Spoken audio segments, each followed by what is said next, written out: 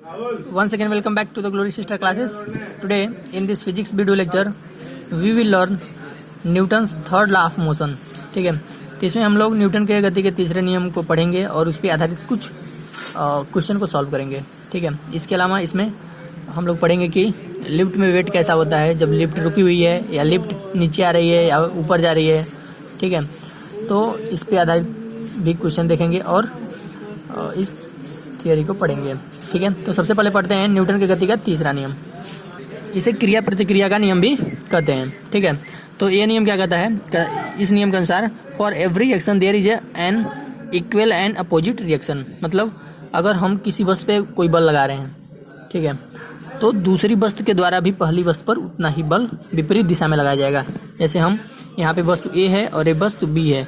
अगर वस्तु A B पर बल लगाता है तो वस्तु बी भी ए पर क्या करेगी, उतना ही बल लगाएगी विपरीत दिशा में. ठीक है, और क्रिया और प्रतिक्रिया का जो बल होता है वो एक साथ ही उत्पन्न होते हैं. मतलब जिस समय क्रिया एक्ट करती है उसी समय प्रतिक्रिया भी उसका मिलता है. ठीक है, जैसे एक वस्तु यहाँ पे कोई वस्तु है 1, दूसरी वस्तु है 2. ठीक है, पहली वस्तु 1 है, ये दूसरी वस्तु है 2. अगर पहली वस्तु दूसरे वस्तु पे बल लगाती है, ठीक है, कोई फोर्स लगाती है, ठीक है, तो पहली वस्तु द्वारा दूसरी पर लगाए गए बल को किससे दर्शाए हैं, F12, और दूसरी वस्तु के द्वारा पहली वस्तु पर लगाया गया बल F21. ठीक है, तो इसका मतलब क्या हुआ, पहली वस्तु द्वारा दूसरी पर लगाया गया बल और यहाँ पे दूसरी द्वारा पहली पर लगाया गया बल. ठीक है, तो मैथमेटिकली ये दोनों बल आपस में क्या होंगे, बराबर होंगे, क्योंकि जितना बल यह इस पर लगाएगा उतना ही बल दूसरी वस्तु पहले वस्तु पर लगाएगी. तो हम लिख सकते हैं कि F12 यानी पहले वस्तु द्वारा दूसरे पर लगाया गया बल बराबर दूसरे द्वारा पहले पर लगाया गया बल F21. लेकिन यहाँ पे माइनस साइन क्यों लगा है, क्योंकि यह बल विपरीत दिशा में लग रहा है. यह बल अगर इस साइड में लग रहा है तो ये इसके विपरीत लग रहा है, तो विपरीत डायरेक्शन को दिखाने के लिए यहाँ पे चिन्ह हम लोग माइनस लिखे हैं. ठीक है, इससे पता चलेगा कि यह जो बल है इस बल के विपरीत डायरेक्शन में यानी कि अपोजिट डायरेक्शन में लग रहा है. ठीक है, विपरीत दिशा में. तो ऐसे भी दर्शाया जाता है मैथमेटिकली. या अगर हम पहली वस्तु को ए वस्तु मान रहे हैं, दूसरी वस्तु बी है और ए द्वारा बी पर लगाया गया बल FAB है और बी के द्वारा ए पर लगाया गया बल क्या है, FBA है, तो FAB बराबर होगा -FBA के द्वारा. मतलब ए द्वारा बी पर लगाया गया बल इक्वल टू बी द्वारा ए पर लगाया गया बल, लेकिन विपरीत दिशा में है, इसलिए यहाँ पे हमने माइनस चिन्ह लिया है. ठीक है, तो इस बल को हम लोग क्या कहते हैं, it is also known as the law of action reaction. ठीक है, क्रिया प्रतिक्रिया का नियम भी कहते हैं. ठीक है, जब कोई वस्तु किसी दूसरे वस्तु पर बल लगाती है तो दूसरी वस्तु भी पहले वस्तु पर उतना ही बल विपरीत दिशा में लगाती है. ठीक है, अगर हम किसी को मारते हैं, ठीक है, एक झापड़ किसी को मारते हैं, तो हाथ के द्वारा जितना बल उसके गाल पे लगाया गया मारने के लिए उतना ही बल उसके गाल द्वारा उसके हाथ पे लगेगा, लेकिन विपरीत डायरेक्शन में. तो वहाँ पे कौन सा बल है, यहाँ पे क्रिया प्रतिक्रिया का बल है. ठीक है, और भी बहुत सारे एग्जाम्पल्स हैं. ठीक है, इसके और भी एग्जाम्पल हैं. जैसे हम स्विमिंग करते हैं, ठीक है, तैरते हैं, तो तैर कैसे पाते हैं, swimming becomes possible because of third law of motion. ठीक है, न्यूटन की गति के तीसरे नियम के अनुसार ही हम तैर भी पाते हैं. जब हम यहाँ पे कोई व्यक्ति जब ऐसे तैरता है, ठीक है, तो क्या करता है, वो हाथ पैरों से पानी को पीछे की तरफ ढकेलता है. ठीक है, इधर वाटर रहेगा तो वाटर को पीछे की तरफ पैर से मार के ढकेलेगा. तो जितना बल पानी पे लगाता है, पानी भी विपरीत दिशा में आगे की तरफ बल लगाती है, जिसके कारण वो व्यक्ति पानी में आगे गति कर पाता है. ठीक है, आगे बढ़ पाता है. ठीक है, तो यह किस कारण हो पा रहा है, क्रिया प्रतिक्रिया के नियम यानी न्यूटन के तीसरे गति के नियम के अनुसार ही हम तैर सकते हैं. जितना बल आदमी पैर के द्वारा पानी पे लगाया गया, पानी भी उतना बल आदमी के शरीर पे आगे की तरफ लगाएगी, जिसके कारण आदमी क्या करेगा, आगे की तरफ बढ़ेगा. और हाथ से पानी के जितना नीचे दबाएगा उसी कारण आदमी ऊपर पानी के ऊपर तैर पाता है. ठीक है, नहीं तो वो डूब जाएगा. पानी को हाथ से नीचे दबाता है, ठीक है, तो पानी क्या करती है, ऊपर की तरफ एक बल लगाती है. ठीक है, विपरीत दिशा में हाथ के, तो आदमी क्या करता है, पानी पे तैर पाता है. ठीक है, और आगे बढ़ने के लिए वो पैर से पानी को पीछे मारता है, तो पानी विपरीत डायरेक्शन में आगे की तरफ बल लगाती है, जिसके कारण वो आगे मूव करता है. ठीक है, तो स्विमिंग जो है मुख्य रूप से न्यूटन के गति के तीसरे नियम के अनुसार हम पानी में हम तैर पाते हैं. ठीक है, तो तैरना क्या है, यह पॉसिबल होता है न्यूटन के गति के तीसरे नियम से. ठीक है, दूसरा एग्जाम्पल है jumping of man from a boat on to the bank of the river. जब कोई आदमी नाव से कूदता है, जैसे मान लीजिए ऐसे यहाँ पे नाव है, यहाँ पे कोई आदमी है, तो क्या करता है, किनारे आ जाता है तो कूदता है। तो जब कूदता है तो क्या करता है, पैर से नाव यहाँ पे नाव का जो बॉडी है, ठीक है, यहाँ पे दबाता है, पीछे की तरफ ढकेलता है नाव को। तो नाव का जो ये लकड़ी का हिस्सा है ऊपर क्या करता है, आगे की तरफ आदमी को कूदने के लिए बल प्रदान करता है, ठीक है। तो जितने बल से ये पीछे की तरफ इसे दबाता है तभी वो आगे की तरफ कूद पाता है, ठीक है। तो जितना बल ये नाव पे लगाता है उतना ही नाव बल आगे की तरफ लगाते हैं, इसी कारण आदमी आगे की तरफ कूद पाता है, ठीक है। तो किसी आदमी के द्वारा नाव से जो कूदना है वो न्यूटन की गति के तीसरे नियम के अनुसार संभव हो पाता है, ठीक है। एक और एग्जांपल देखते हैं, अगर हम चलते हैं या दौड़ते हैं तो ये भी क्रिया प्रतिक्रिया के कारण ही करते हैं, यानी न्यूटन के तीसरे नियम के अनुसार ही कर पाते हैं। जैसे मान लीजिए कोई व्यक्ति है, यहाँ पे कोई व्यक्ति इस पॉइंट पे, उसका द्रव्यमान नियम है, ठीक है। तो जब ये चलेगा तो पैर आगे की तरफ बल लगाता है, किसी पर्टिकुलर थीटा एंगल पे पैर को उठाता है, ठीक है, मतलब इस डायरेक्शन में बल लगाता है। तो मान लेते हैं वो बल क्या है, आर है, ठीक है। अब अगर ये थीटा डिग्री पे है तो इसके दो कंपोनेंट होंगे, एक होगा आर कॉस थीटा, एक अब इधर हो जाएगा आर साइन थीटा, और व्यक्ति का भार नीचे काम करेगा mg, ठीक है। तो यहाँ पे क्या होता है, वो बेसिकली वो यहाँ पे ज़मीन को दबाता है, ज़मीन को एफ बल लगाता है किसी पर्टिकुलर एंगल पे, मान लेते हैं थीटा एंगल पे एफ बल लगाता है। तो पृथ्वी क्या करती है, उसे आर बल आगे की साइड में लगाती है। इसके प्रतिक्रिया एफ जितना बल लगाएगा उसका प्रतिक्रिया आदमी को ऊपर की मतलब आगे की तरफ मिलती है। इस पर्टिकुलर अगर थीटा डिग्री पे दबाता है तो थीटा डिग्री पे उसे प्रतिक्रिया आर मिलती है, और आर के दो कंपोनेंट टूट जाते हैं, एक होता है horizontal component R cos theta और एक होता है वर्टिकल कंपोनेंट यानी ऊर्ध्वाधर आर साइन थीटा। और व्यक्ति का जो भार होता है वो mg नीचे की तरफ वर्टिकली काम करता है नीचे, ठीक है। और जो आर साइन थीटा है उसके भार को संतुलित करता है जिसके कारण आदमी खड़ा हो पाता है, ठीक है। और आर जो कॉस थीटा बचा उसके कारण आदमी आगे बढ़ता है, इस बल के कारण आगे बढ़ता है, ठीक है। तो बेसिकली कैसे संभव हो पा रहा है कि जब वो पृथ्वी को अपने पैरों से दबाता है तो पृथ्वी उसे आगे उसी डायरेक्शन में थीटा डिग्री पे दबाता है, तो थीटा डिग्री पे एक बल प्रदान करती है।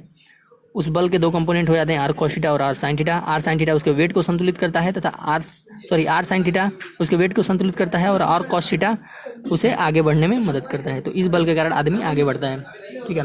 तो आर कॉस थीटा है वो है क्षैतिज घटक इस आर का, जो हमें रिएक्शन मिला है पृथ्वी के द्वारा। पृथ्वी पे एफ बल लगाया तो रिएक्शन आर मिला, ठीक है। और इसके दो कंपोनेंट बने, एक बल को संतुलित करेगा, एक वेट को संतुलित करेगा उसके भार को, और दूसरा आगे बढ़ने में सहायता करेगा, ठीक है। तो जो आर कॉस थीटा है वो है क्षैतिज घटक जो चलने में या दौड़ने में सहायक करता है, ठीक है। और जो आर साइन थीटा है वो वर्टिकल कंपोनेंट यानी कि ऊर्ध्वाधर घटक, ठीक है, जो भार को संतुलित करता है उस आदमी के वेट को, ठीक है।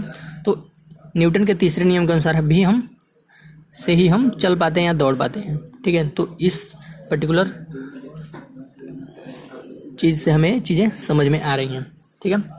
तो ऐसा है, तो ये थे कुछ एग्जाम्पल जिसके द्वारा हम देखें कि न्यूटन का गति का तीसरा नियम कितना हमारे दैनिक जीवन में उपयोगी है, जिसके कारण हम चल पा रहे हैं, तैर पा रहे हैं, कूद पा रहे हैं। इसके अलावा रॉकेट से, जब रॉकेट जो आकाश में उड़ता है, ठीक है, इसे जब प्रक्षेपित किया जाता है तो इसमें क्या होता है, इसमें ईंधन होता है जो जलता है, ठीक है। उसमें से बहुत तेज़ी से गैसें निकलती हैं, तो गैस बहुत ही तेज़ी से निकलती हैं जिसके कारण पीछे की तरफ क्या लगता है, एक बल लगता है, और जैसे ही बाहर की तरफ ही निकलते हैं तो आगे की तरफ रॉकेट को ढकेलते हैं, ठीक है। तो रॉकेट बहुत ही तेज़ी से ऊपर जाता है, ठीक है। तो ये भी क्रिया प्रतिक्रिया के नियम पे आधारित है। रॉकेट तभी ऊपर जा पाता है जब ये गैसें तेज़ी से पीछे की तरफ बल लगाती हैं, और इसके प्रतिक्रिया के कारण आगे की तरफ हमें बल मिलता है, ठीक है, जिसके कारण रॉकेट तेज़ी से ऊपर आकाश की तरफ जाता है, ठीक है। तो ये भी क्रिया प्रतिक्रिया के नियम के आधार पे ही काम करता है रॉकेट। इसमें ईंधन जलने के कारण जो गैसें निकलती हैं, ठीक है, पीछे की तरफ, उतना ही बल वो आगे की तरफ रॉकेट पे लगाती हैं और रॉकेट ऊपर उड़ पाता है। तो ये भी न्यूटन की गति के तीसरे नियम का एक एग्जाम्पल है। अब न्यूटन की गति का जो तीसरा नियम है वह बस उतना ही नहीं है कि बस हाँ क्रिया प्रतिक्रिया का नियम हो गया, ऐसा नहीं है। उसके अंदर अगर हम डीप में जाए, जब न्यूटन ने जो बताया था, ठीक है, उस बातों को देखें तो उन्होंने क्या बताया था कि action and reaction are acts on different body, मतलब क्रिया और प्रतिक्रिया अलग अलग वस्तुओं पर लगती हैं। जैसे हमने जो नाव का कूदने का उदाहरण दिया, तो क्रिया जब आदमी यहाँ से जब कूदता है तो एक बल लगाता है नाव पे इस साइड में, ठीक है, वो है क्रिया। और जो नाव के द्वारा आदमी पे बल मिलता है वो है प्रतिक्रिया। मतलब एक बल तो नाव पे लगाया गया, दूसरा बल आदमी पे मिला, मतलब एक्शन लगा नाव पे और रिएक्शन मिला आदमी पे, ठीक है। मतलब एक्शन और रिएक्शन दोनों अलग अलग वस्तुओं पर लगती हैं। तो इस एग्जांपल से हम देख सकते हैं। तो ये उसका डीपर लेवल है, जो न्यूटन ने बताया था उसके अंदर हम जा रहे हैं, ठीक है। तो इस चीज़ को समझना है। और क्या डीपर चीज़ है इसमें कि action reaction pair of same nature, मतलब क्रिया और प्रतिक्रिया का जो युग्म होता है, क्रिया और प्रतिक्रिया का जो बल होता है दोनों समान होते हैं, ठीक है। और एक युग्म मतलब जोड़ा, ठीक है, समान प्रकृति की होती है, ठीक है। जैसे अगर इसमें ये बताया गया है कि एक्शन और रिएक्शन के जो बल होते हैं, ठीक है, वो दोनों एक ही प्रकृति के होते हैं। मतलब अगर एक फ्रिक्शन फोर्स है दूसरा भी फ्रिक्शन होगा, घर्षण होगा दूसरा भी घर्षण होगा। पहला अगर टेंशन का फोर्स है तो अगर एक्शन टेंशन का है तो रिएक्शन भी टेंशन का होगा। अगर ये फ्रिक्शन फोर्स है घर्षण वाला है तो प्रतिक्रिया भी फ्रिक्शन होगा, ठीक है। अगर एक कॉम्पैक्ट है तो भी कॉम्पैक्ट, इम्पैक्ट है तो इम्पैक्ट होगा, ठीक है। मतलब एक ही प्रकार के फोर्स होंगे, ठीक है। इसको हम कैसे समझ सकते हैं? इसको इस एग्जाम्पल के द्वारा समझ सकते हैं। यहाँ पे मान लीजिए हमारे पास क्या है, एक हमारे पास ब्लॉक है कोई यम द्रव्यमान का, तो उसका वेट नीचे काम करेगा mg और ऊपर एक रिएक्शन सरफेस के द्वारा लगेगा। लेकिन यह एक्शन रिएक्शन का फोर्स नहीं है, ये नहीं है कि ये mg के कारण ये लग रहा है, ऐसा नहीं है, ठीक है। क्योंकि mg है वेट और ये है अभिलंब प्रतिक्रिया, ठीक है। दोनों अलग अलग प्रकार के बल हैं, तो ये एक्शन रिएक्शन के फोर्स नहीं है, इसलिए हमने यहाँ पे कट लिखा, ठीक है। लेकिन अगर हम किसी सरफेस पर रखते हैं किसी वस्तु को, तो सरफेस वस्तु पर एक बल लगाती है अभिलंब प्रतिक्रिया NBS, बॉडी लगा रही है सरफेस पे, ठीक है, नहीं बॉडी पे लग रहा है सरफेस द्वारा, B for body, S for surface, NBS से लिखे हमने, ठीक है। तो बॉडी पे लग रहा है सरफेस के द्वारा ऊपर की तरफ, तो सरफेस पे भी लगेगा नीचे की तरफ बॉडी के द्वारा। सरफेस पे लगा बॉडी के द्वारा, ये बॉडी थी, इसके द्वारा नीचे की तरफ बल लगा NSB हमने लिखा है। तो ये दो दोनों बल है NBS और NSB, ये जो दोनों अभिलंब प्रतिक्रियाएं हैं, ये हैं एक्शन रिएक्शन के फोर्स। अगर ये एक्शन है तो ये इसका रिएक्शन है, अगर ये एक्शन है तो ये रिएक्शन है, ठीक है। तो ये दोनों हैं जो सेम प्रकार के बल हैं, ये भी अभिलंब प्रतिक्रिया है, ये भी अभिलंब प्रतिक्रिया है। तो एक्शन और रिएक्शन जो होते हैं वो एक ही प्रकार के बल होते हैं, एक ही प्रकृति के बल होते हैं, ठीक है, एक ही नेचर के। मतलब अगर ये अभिलंब प्रतिक्रिया है तो ये भी अभिलंब प्रतिक्रिया होगा, अगर ये घर्षण है तो भी घर्षण, ये इलेक्ट्रोमैग्नेटिक फोर्स है तो भी इलेक्ट्रोमैग्नेटिक फोर्स होगा, या ग्रेविटेशनल फोर्स है तो भी ग्रेविटेशनल फोर्स ही होना चाहिए, ठीक है। मतलब कुल मिला क्या है कि एक ही प्रकार के नेचर में होने चाहिए। जैसे मान लीजिए एक और एग्जांपल लेते हैं, दो द्रव्यमान हैं सटे हुए हैं, तो पहला दूसरे पे अगर n लगा रहा है तो दूसरा भी पहले पे क्या लगाएगा, n लगाएगा, अभिलंब प्रतिक्रिया। तो ये जो दोनों फोर्स होंगे n और n, ये दोनों क्या हैं, ये हैं एक्शन और रिएक्शन के फोर्स। इसके कारण ए लगा है और इसके कारण ए लगा है, और एक ही नेचर के हैं, दोनों अभिलंब प्रतिक्रिया हैं, ठीक है।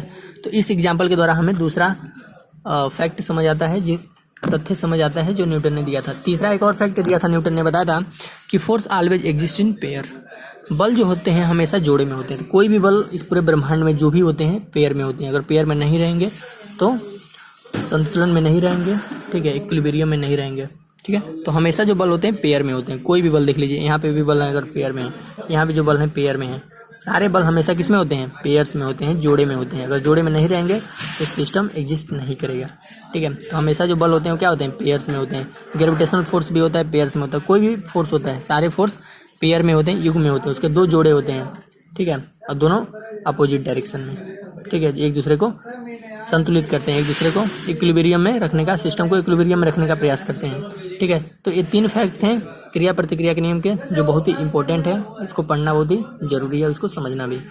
अब इस पे आधारित कुछ क्वेश्चन देखते हैं, न्यूटन के तीसरे नियम पे आधारित क्वेश्चन देखते हैं। तो पहला क्वेश्चन देखते हैं। क्वेश्चन में फर्स्ट दिया है कि यहाँ पे एक रस्सी है जिसको एक आदमी पकड़ के ऊपर की तरफ चढ़ना चाहता है, ठीक है, और चढ़ भी रहा है, ऊपर की तरफ चढ़ रहा है, और ये बराबर 2 मीटर पर सेकंड स्क्वायर त्वरण से चढ़ रहा है ऊपर की तरफ, ठीक है। आदमी का द्रव्यमान दिया है 10 kg, तो बहुत ही कम दिया है, इसको हम 40 kg मान लेते हैं, नहीं 50 kg मान लेते हैं, इतना भी हल्का आदमी नहीं होगा, ठीक है। 50 kg का एक लड़का है जो 2 मीटर पर सेकंड स्क्वायर त्वरण से ऊपर की तरफ चढ़ता है रस्सी पकड़ के, ठीक है। रस्सी किसी दृढ़ सतह से बांधी हुई है, और गुरुत्वीय त्वरण तो आप जानते हैं 10 मीटर पर सेकंड स्क्वायर होता है, या 9.8 दिया है। करें then find the tension in string, तो इसमें कुछ तनाव उत्पन्न होगा, मान लेते हैं टी, उसको ज्ञात करना है। करा if man is moving upward with 2 metre square acceleration, आदमी 2 मीटर पर सेकंड स्क्वायर त्वरण से ऊपर की तरफ चढ़ता है, तो हमें क्या ज्ञात करना है, टेंशन, आदमी का वेट भी दिया है। तो सबसे पहले हम क्या करेंगे, इसका फोटो बनाएंगे सॉल्यूशन में। तो हमने इसका ऐसे फोटो बना लिया, ये रस्सी हो गया और यहाँ पे एक आदमी है 50 किलोग्राम का, ये रस्सी को पकड़ लिया है और ऊपर की तरफ चढ़ रहा है, और ए बराबर 2 मीटर पर सेकंड स्क्वायर त्वरण से चढ़ रहा है।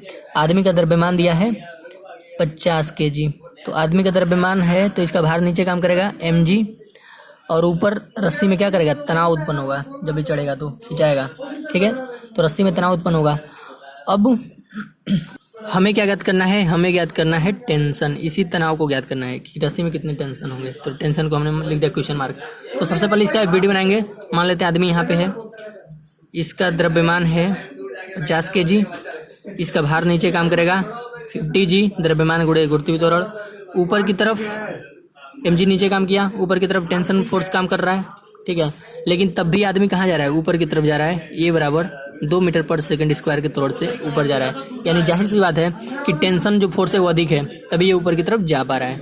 तो टोटल फोर्स कितना होगा, T minus 50G is equal to F net, यानी इसी बल से T में से इसके वेट को घटा दें तो जितना अधिक टेंशन फोर्स बच रहा है उसी बल से वो ऊपर की तरफ जा रहा है। और नेट फोर्स कितना होता है, द्रव्यमान गुणे त्वरण, m में होता है।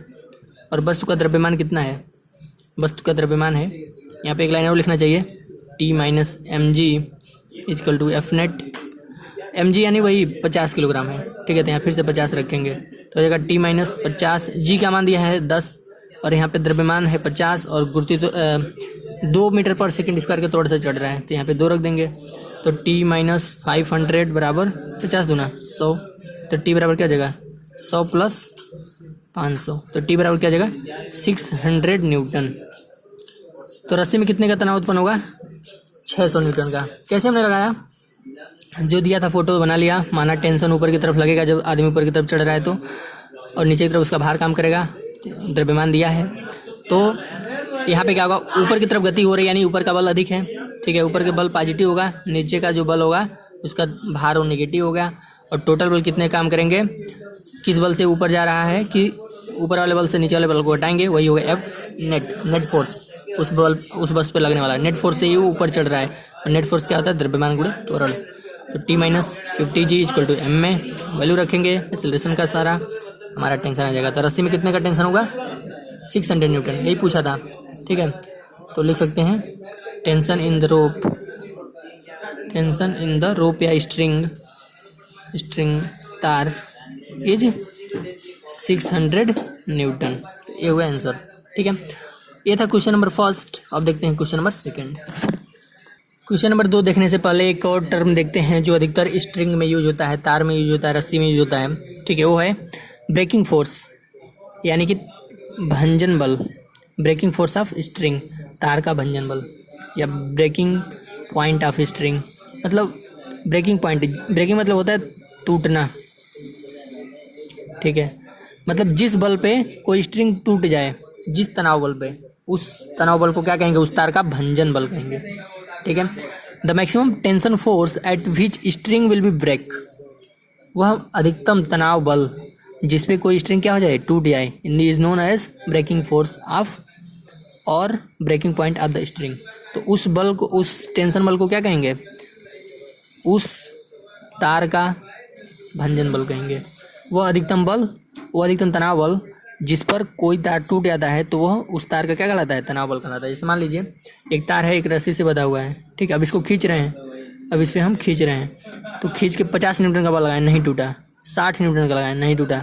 एक समय ऐसा आएगा कि बहुत अधिक बल लगा देंगे तो टूट जाएगा। तो मान लेते हैं 100 न्यूटन पे टूट जाता है, तो ये जो जिस बल पे टूट जाए कम से कम, ठीक है, यहाँ पे मैक्सिमम नहीं लिखना चाहिए, मिनिमम लिखना चाहिए, मिनिमम, जिस कम से कम बल पे, ठीक है। यहाँ भी न्यूनतम, ठीक है, वह मिनिमम टेंशन फोर्स यानी कम से कम, यानी न्यूनतम, वह न्यूनतम तनाव बल जिस पे कोई तार टूट जाता है उस तार का तनाव बल कहलाता है, उस तार का भंजन बल। मिस्टेक, उस तार का क्या कहलाएगा? भंजन बल, ठीक है, या ब्रेकिंग फोर्स, ठीक है। तो हम मान लेते हैं 100 न्यूटन पे टूट जाएगा। अभी 90 तक नहीं टूट रहा था, 99 न्यूटन तक नहीं टूटा, लेकिन 100 न्यूटन जैसे ही लगाए वो तार क्या हो गया? टूट गया। यानी ये जो तार है इसका जो भंजन बल है वो क्या है, या ब्रेकिंग फोर्स है वो क्या है? इसका ब्रेकिंग फोर्स है, यानी भंजन बल है 100 न्यूटन। जिस कम से कम बल पे वो टूट जाएगा वही उसका क्या कहलाएगा? Breaking force. एक और तार लेते हैं, इस पर फोर्स लगाते जाते हैं 100 तक भी नहीं टूटा, 150 तक भी नहीं टूटा, 199 तक भी नहीं टूटा, ठीक है, 199 न्यूटन तक बल, तनाव बल लगाएं तब भी नहीं टूटा। लेकिन 200 जैसे न्यूटन का बल लगाएं या खींचें या 200 न्यूटन का भार लटका दिए तो क्या हो गया? टूट गया। तो इस तार का भंजन बल क्या होगा, या ब्रेकिंग फोर्स क्या होगा? 200 न्यूटन। तो कुल मिला जुला के है कि जिस न्यूनतम बल पे कोई भी तार टूट जाता है उस तार का क्या कहलाता है? भंजन बल या ब्रेकिंग फोर्स कहलाता है, ठीक है। बस इतना ही है, इसका क्वेश्चन में यूज होगा आगे। अब इस पर आधारित एक क्वेश्चन देखते हैं। यहाँ पे दिया हुआ है क्वेश्चन नंबर 2, कह रहा है एक आदमी है और एक दृढ़ सतह से रस्सी बंधा हुआ है। अब आदमी को रस्सी से पकड़ के चढ़ना है ऊपर, और ऊपर रखे हुए हैं सेव। अब इसके मन में क्या आएगा? लालच आएगा इस सेव को खाने के लिए। तो जल्दी जितना जल्दी हो सके उतना जल्दी यहाँ पे पहुँचने की कोशिश करेगा और इस सेव को, एप्पल्स को खाने की कोशिश करेगा, ठीक है। लेकिन अगर यह 100 न्यूटन से अधिक फोर्स से अधिक तेज़ी से इसको खींच के चढ़ा तो ये रस्सी टूट जाएगा और ये कभी पहुँच नहीं पाएगा यहाँ पे, और हाथ पैर भी टूट जाएगा, गिरेगा तो, ठीक है। तो अब इसमें कह रहा है कि अगर आदमी है, उसका पूरा लिखे नहीं है, बस डायरेक्ट ऐसे फोटो दे दिया है कि आदमी का द्रव्यमान 80 kg है, 80 किलोग्राम द्रव्यमान का आदमी है, और गुरुदी तोड़ तो 10 मीटर पर सेकंड स्क्वायर है, ठीक है। कह रहा है कि with what maximum acceleration the, यहाँ पे मंकी लिखा है, हम मैन लिख सकते हैं, यहाँ पे monkey man can safely climb to the rope, ठीक है। कह रहा है किस मैक्सिमम एक्सेलरेशन से आदमी रोप पर चढ़ सकता है इस पॉइंट तक, ठीक है। तो मान लेते हैं ये तोड़ से चढ़ सकता है, अधिकतम ये तोड़ से ऊपर की तरफ चढ़ता है, ठीक है। और ब्रेकिंग फोर्स दिया है, मतलब 100 न्यूटन से अधिक तनाव बल नहीं होना चाहिए। 100 न्यूटन से अधिक हो गया तो रस्सी टूट जाएगा, आदमी चढ़ नहीं पाएगा, ठीक है। तो हमें तनाव को कितना मान के चलना है? 100 न्यूटन मान के चलना है, इससे अधिक फोर्स पे नहीं, ठीक है।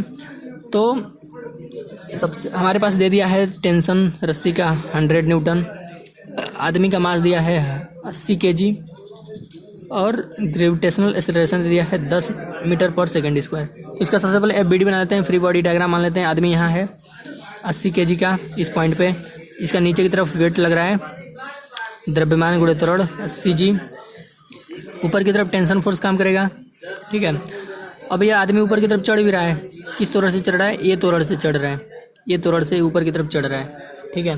तो जाहिर सी बात है चढ़ तभी पाएगा जब टेंशन वाला फोर्स अधिक होगा 80 G से, उसके वेट से, ठीक है। यानी T माइनस 80 G जो होगा यही होगा नेट फोर्स, जिस फोर्स से ऊपर चढ़ रहा है। और नेट फोर्स क्या होता है? द्रव्यमान गुणे त्वरण। और हमारे पास टेंशन दिया हुआ है, टेंशन कितना दिया है? 100 न्यूटन रस्सी का टेंशन है। ब्रेकिंग फोर्स यानी मैक्सिमम इसका फोर्स है, इस पर टूट जाएगा, इससे अधिक लगा तो टूट जाएगा, ठीक है। तो 80 न्यूटन, सॉरी 100, तो 100 रख देंगे, माइनस 80 इंटू G का मान दिया है 10 मीटर पर सेकंड स्क्वायर, ठीक है। अब हमें त्वरण निकालना है तो यहाँ हो जाएगा 100 माइनस 800, और यहाँ पे क्या हो जाएगा? द्रव्यमान कितना है? 80 गुणे त्वरण, ठीक है। तो यहाँ पे आपका हो जाएगा टेंशन, यहाँ पे 1000 दिया है, 1000 न्यूटन दिया है, ठीक है। तो यहाँ पे 1000 हो जाएगा, ठीक है। टेंशन 1000 दिया था क्वेश्चन में, ठीक है। तो 1000 न्यूटन रखेंगे तो यहाँ पे हो जाएगा आपका 200 इज इक्वल टू 80 इंटू ए। तो ए इज इक्वल टू क्या जाएगा? 200 अपन 80, 2 से 0 0 कटा, 10/4, 2/5/2, 2.5 आएगा, 2.5 मीटर पर सेकंड स्क्वायर। तो जो आदमी होगा मैक्सिमम 2.5 मीटर पर सेकंड स्क्वायर तोड़ से ऊपर चढ़ेगा, ठीक है, रस्सी को बिना तोड़े। तो ब्रेकिंग फोर्स क्या होता है? जहाँ तक वो सहन कर सके, उससे जैसे ही अधिक बढ़ाएंगे तो क्या हो जाएगा? रस्सी टूट जाएगा, ठीक है। तो ब्रेकिंग फोर्स क्या होता है? वो न्यूनतम बल जहाँ तक रस्सी, उसके बाद रस्सी टूट जाता है। तो उसी पर आधारित क्वेश्चन था एक छोटा सा। तो ये हमें समझ में आ गया, रस्सी का तनाव उसी जो ब्रेकिंग फोर्स है वही तनाव मान लेंगे, ठीक है। मास दिया है, ये दिया है, और ऊपर वाला फोर्स से नीचे वाला फोर्स घटाएंगे, क्यों? क्योंकि इसी जितना सबस्ट्रेट होगा उसी नेट फोर्स से ऊपर की तरफ चढ़ रहा है। वैल्यू पुटअप करेंगे एंड एक्सेलरेशन निकालेंगे, तो मैक्सिमम 2.5 के एक्सेलरेशन से वो ऊपर की तरफ चढ़ेगा, ठीक है। तो ये था क्वेश्चन नंबर 2 का सोल्यूशन। एक देखते हैं क्वेश्चन नंबर 3। क्वेश्चन नंबर 3 का रहा है, एक बंदर किसी रस्सी को पकड़कर ऊपर चढ़ रहा है 2 मीटर पर सेकंड स्क्वायर त्वरण से, ठीक है। तो कह रहा है यदि बंदर का द्रव्यमान 20 kg है तो रस्सी में उत्पन्न तनाव ज्ञात करना है, ठीक है। तो सबसे पहले यहाँ तक करते हैं, उसके बाद आगे देखते हैं क्वेश्चन क्या कर रहा है, ठीक है। तो फोटो में देखा दिया हुआ है बंदर ऊपर की तरफ चढ़ने की कोशिश कर रहा है, ठीक है। तो इसका हम फोटो बनाते हैं। सबसे पहले क्वेश्चन के अनुसार यहाँ पे लिखेंगे सोल्यूशन, और यहाँ पे किसी दृढ़ सतह से एक रस्सी बांध दिया, और यहाँ पे एक बंदर हमने लटका दिया, इसका पोच है, और इस तरह से पकड़ लिया है रस्सी और चढ़ने के ऊपर कोशिश कर रहा है, ठीक है। तो बंदर का जो वेट होगा, इसका वेट नीचे काम करेगा mg, ठीक है। mg नीचे काम करेगा, ऊपर अगर ये चढ़ रहा है तो टेंशन फोर्स काम करेगा, और किस त्वरण से चढ़ रहा है, ये बराबर 2 मीटर पर सेकंड स्क्वायर त्वरण से चढ़ रहा है, ठीक है। तो कह रहा है कि हमें क्या ज्ञात करना है, रस्सी में उत्पन्न तनाव T ज्ञात करना है, ठीक है। तो सबसे पहले यहाँ पे पॉइंट लेंगे। इस पॉइंट पे क्या है, बंदर है जिसका वेट है 20 kg। अब नीचे की तरफ इसका भार काम करेगा 20 g, ऊपर की तरफ एक टेंशन फोर्स का कर रहा है जिसे T माने हैं। अभी भी यह बंदर क्या कर रहा है, ऊपर की तरफ चढ़ रहा है, किस त्वरण से, 2 मीटर पर सेकंड स्क्वायर त्वरण से ऊपर की तरफ चढ़ रहा है, ठीक है। तो हमें टेंशन ज्ञात करना है, तो इसमें नेट फोर्स क्या होगा, F - 20 g। ऊपर की तरफ चढ़ रहा है यानी ऊपर का फोर्स अधिक है, तो टेंशन में से इसको घटाएंगे, वही होगा किसके बराबर, F नेट के बराबर, नेट फोर्स कुल बल। तो T हमें निकालना ही है, 20 × g का मान दिया है आपके किताब में, नहीं दिया है तो यहाँ पे 10 मान लेंगे। गुरुत्वीय त्वरण g का मान यहाँ पे दिया रहता है, g = 10 मीटर पर सेकंड स्क्वायर, या कहीं कहीं 9.8 भी दिया होता है, ठीक है। तो यहाँ पे हमने रख दिया g का वैल्यू। F नेट क्या होता है, द्रव्यमान गुणे त्वरण, तो T - 200 = द्रव्यमान है बंदर का 20, और किस त्वरण से चढ़ रहा है 2 मीटर पर सेकंड स्क्वायर से, तो 2 से यहाँ से हो जाएगा आपका 200 + 40, तो यहाँ से T = हो जाएगा 240 न्यूटन, ठीक है।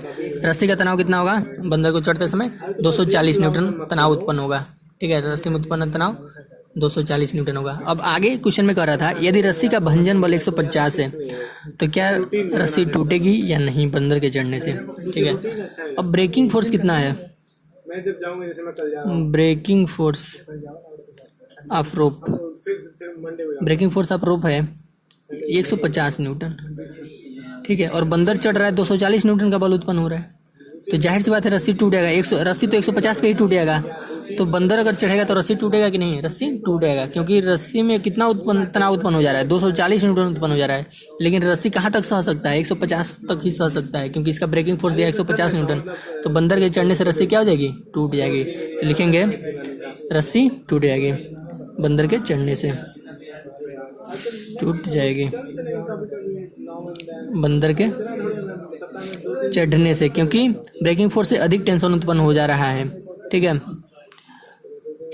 तो ऐसा है, तो ये होगा इसका आंसर।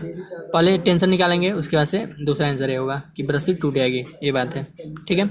अगर ब्रेकिंग फोर्स का मान 240 से अधिक होगा, अगर 250 हो जाता, 260 या 300 हो जाता, तब रस्सी नहीं टूटती, बंदर सेफली चढ़ जाता। लेकिन ऐसे कंडीशन में अगर 150 है तो रस्सी टूट जाएगी, ठीक है।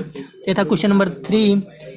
अब देखते हैं, तो ये थे कुछ क्वेश्चन न्यूटन की गति पे आधारित, न्यूटन की गति के तीसरे नियम पे। आगे और भी क्वेश्चन देखेंगे, उससे पहले हम एक छोटा सा थियरम देखते हैं, एक छोटा सा, कि कोई आदमी का लिफ्ट में भार कैसे कैसे बदलता है, ठीक है। उस पर आधारित एक हम लोग कॉन्सेप्ट देखेंगे। अब देखेंगे किसी वस्तु का लिफ्ट में भार कैसे बदलता है, ठीक है। तो मान लेते हैं कोई लिफ्ट है, उसमें एक वेटिंग मशीन लगी है, ठीक है, जो भार बताती है कि वेट कितना है, ठीक है। तो लिफ्ट से हम क्या करते हैं, किसी बिल्डिंग, बहुत ऊंची बिल्डिंग है तो क्या करते हैं, एक बिल्डिंग से, एक मंजिल से दूसरे मंजिल से जाने का प्रयास करते हैं। जैसे 20 मंजिल 40 मंजिल का बिल्डिंग है, तो उसमें क्या करते हैं, बहुत ही तेज़ी से बिना सीढ़ी से चढ़े हम लिफ्ट से डायरेक्ट जाते हैं, ठीक है। तो लिफ्ट में कैसे कैसे भार बदलता है उसको हम लोग देखेंगे। सबसे पहला कंडीशन है कि when lift is at rest or moving with constant speed, मतलब जब लिफ्ट रुका हुआ है, मान लेते हैं एक लिफ्ट है, वो रुका हुआ है, इसमें कोई यम द्रव्यमान का कोई आदमी है, ठीक है, या कोई वस्तु है, ठीक है, और लिफ्ट क्या हुआ है, रुका है या कांस्टेंट स्पीड से चल रहा है, मतलब उसमें त्वरण 0 है, कांस्टेंट स्पीड यानी त्वरण 0, ठीक है, या वो रुका हुआ है, उसका वेग क्या है, 0 है। इस दोनों कंडीशन में से कुछ भी हो सकता है, ठीक है।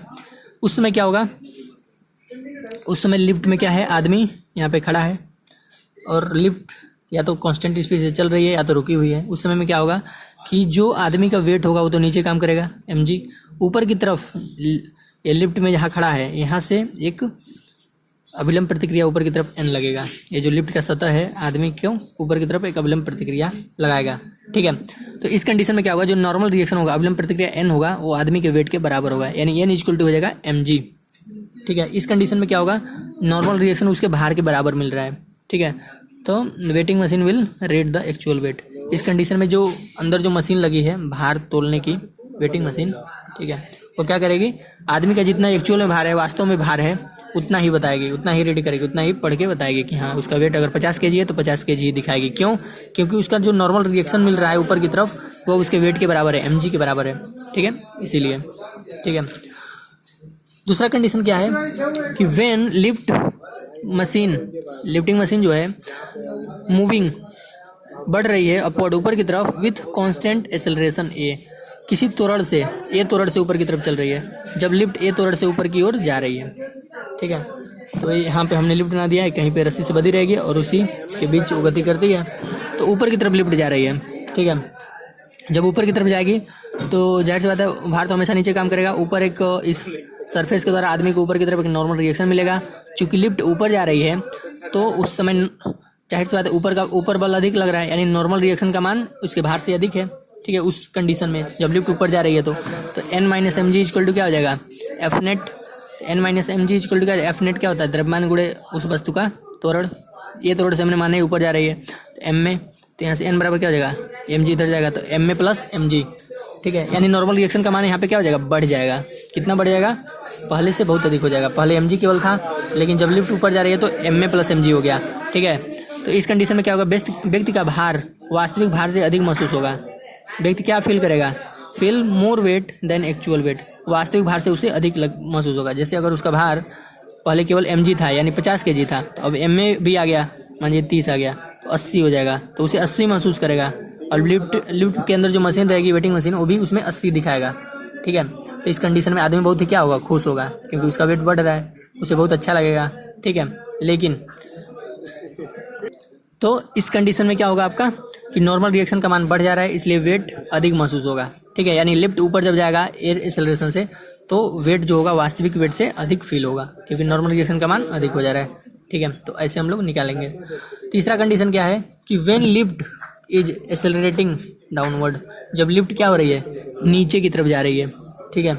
अभी ऊपर की तरफ जा रहा था, अब नीचे की तरफ जा रहा है, तो नीचे की तरफ जब जाएगा जाहिर सी बात है वेट का मान अधिक काम करेगा, ठीक है। जब लिफ्ट एक त्वरण से नीचे की ओर जा रही है तो क्या होगा, mg माइनस नॉर्मल, mg में से यानी वेट अधिक काम कर रहा है, तो ये पॉजिटिव होगा और ये क्या हो जाएगा, निगेटिव होगा। तो इतना माइनस इतना, ये होगा एफ नेट। एफ नेट क्या होता है, द्रव्यमान गुणे त्वरण। तो यहाँ से नॉर्मल निकालेंगे तो एन को इधर कर दिया, mg को इधर कर दिया, एम ए को, तो एन इक्वल हो जाएगा mg माइनस एम में, तो एम को कॉमन लेंगे g माइनस ए, यानी यहाँ पे वेट क्या हो जाएगा, कम महसूस होगा। mg में से, mg तो व्यक्ति का भार है, उसमें से कुछ घट जा रहा है, m में घट जा रहा है, ठीक है। तो इस कंडीशन में क्या होगा, जो नॉर्मल रिएक्शन होगा वो कम होगा, यानी इस कंडीशन में व्यक्ति का जो भार होगा वास्तविक भार से कम महसूस करेगा। लेस वेट देन फील करेगा, क्या फील करेगा, लेस वेट, कम वेट महसूस करेगा देन एक्चुअल वेट, वास्तविक वेट से कम वेट महसूस करेगा। और व्यक्ति को इस कंडीशन में डर लगेगा, ठीक है, क्योंकि वो ये त्वरण से नीचे की तरफ आ रहा है और उसका भार कम महसूस होगा उसे, ठीक है। भारहीनता की कमी महसूस होगी, भारहीनता नहीं होगा लेकिन मतलब पहले से कम महसूस होगा, ठीक है। तो इस कंडीशन में हमारा नॉर्मल रिएक्शन कम हो जा रहा है, इसी कारण वेट कम महसूस हो रहा है अपने वास्तविक भार से। और जो इसके अंदर वेटिंग मशीन होगी जिसमें वेट दर्शाता है कितना केजी है, वो भी वास्तविक भार से कम दर्शाएगा। जैसे मान लीजिए वेट अगर 50 केजी था आदमी का, तो अब दर्शाएगा कि 30 केजी है या 20 केजी है। जिस अगर त्वरण अधिक होगा तो वेट भी कम होता जाएगा, क्योंकि अधिक चीज़ इसमें से जी में से घटेगा, ठीक है, अधिक वैल्यू। तो इस पे डिपेंड करता है, ठीक है, किस त्वरण से वो नीचे आ रहा है, ठीक है। यानी जब नीचे आएगा तो वेट हमेशा वास्तविक वेट से कम महसूस होगा, ठीक है। तो ये था तीसरा कंडीशन। एक कंडीशन और है, चौथा कंडीशन है कि जब लिफ्ट फ्री फॉलिंग कर रहा है, व्हेन लिफ्ट फ्री फॉलिंग, मतलब लिफ्ट मुक्त रूप से गिर रहा है। कब गिरेगा, अगर मान लीजिए लिफ्ट क्या होता है, किसी रस्सी से बंधे होते हैं, उसमें स्ट्रिंग लगे होते हैं बहुत सारे।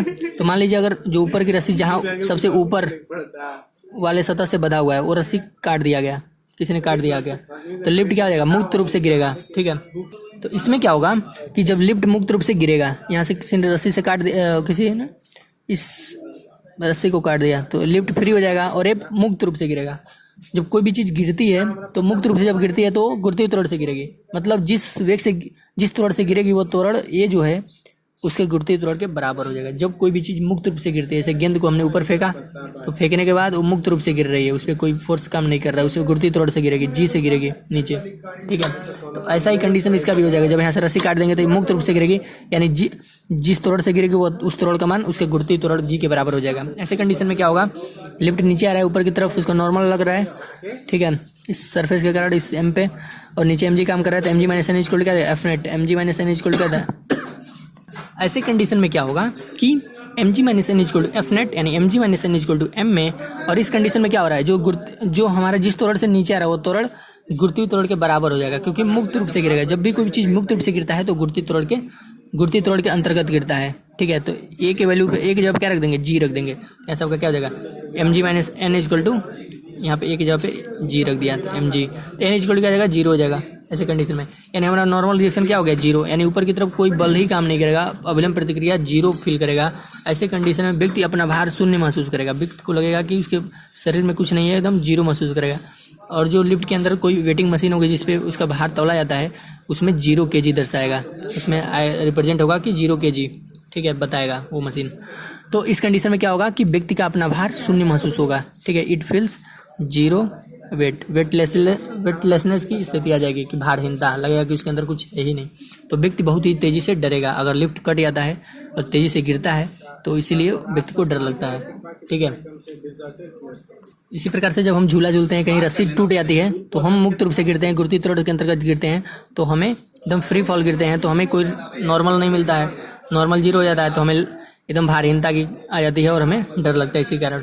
ठीक है, तो ये थे 4 कंडीशन लिफ्ट में। ठीक है, तो चारों कंडीशन हमने पढ़ा कि जब लिफ्ट रुकी है, या लिफ्ट ऊपर की तरफ जा रही है, या लिफ्ट ये त्वरण से नीचे की ओर आ रही है, और चौथा कंडीशन था कि जब लिफ्ट फ्री फॉलिंग गिर रही है, मुक्त रूप से। ठीक है, तो चारों कंडीशन के अनुसार कैसे कैसे भार बदल रहे हैं। ठीक है, कैसे कैसे भार कम, अधिक या शून्य महसूस हो रहा है। ठीक है, तो इसमें हमने पढ़ा। तो इस वीडियो लेक्चर में इतना ही। अगले वीडियो लेक्चर में इस पे आधारित बहुत सारे क्वेश्चन सॉल्व करेंगे। ठीक है, तो इस सारे वीडियो लेक्चर को देखना है, अच्छे से लिखना है। ठीक है, इसको समझना है अच्छे से, तभी हमें आगे के वीडियो लेक्चर समझ में आएंगे। कम से कम जो भी वीडियो लेक्चर देखिए आप लोग, कम से कम 1 से 2 बार देखिए। जितने ही बार देखेंगे उतने ही समझने की इसकी डीपनेस बढ़ती जाएगी। ठीक है, इस वीडियो लेक्चर में इतना ही। Over and out.